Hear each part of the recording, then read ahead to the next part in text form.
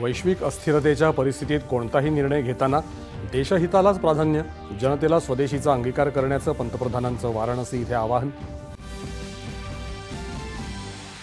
संपूर्ण देश ऑपरेशन सिंदूरच्या पाठीशी असताना विरोधकांनी मात्र सैन्याच्या पराक्रमावर अविश्वास दाखवल्याची पंतप्रधानांनी व्यक्त केली खंत. पंतप्रधानांच्या हस्ते वाराणसी इथे किसान सन्मान निधीचा 20वा हप्ता वितरित. बीजापासून बाजारापर्यंत शेतकऱ्यांच्या पाठीशी उभे असल्याची पंतप्रधानांची ग्वाही. डॉक्टर बाबासाहेब आंबेडकर यांचा सामाजिक आणि आर्थिक न्यायाचा संदेश आचरणात आणण्याचं सरन्यायाधीश न्यायमूर्ती भूषण गवई यांचं नागपुरात विद्यार्थ्यांना आवाहन.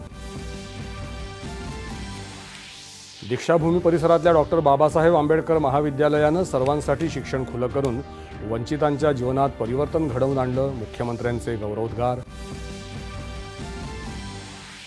महिला अत्याचार प्रकरणी दोषी ठरलेला कर्नाटकचा माजी खासदार प्रज्वल रेवण्णाला जन्मठेपेची शिक्षा.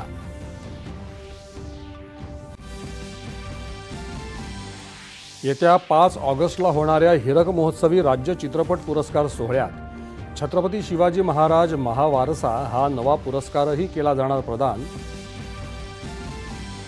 आणि लीड्सच्या ओव्हल मैदानावर सुरू असलेल्या मालिकेतल्या 5व्या आणि अंतिम कसोटी क्रिकेट सामन्याच्या दुसऱ्या डावात भारताची संथ फलंदाजी, यशस्वी जयस्वालचं शतक. नमस्कार. 9:30च्या बातमीपत्रात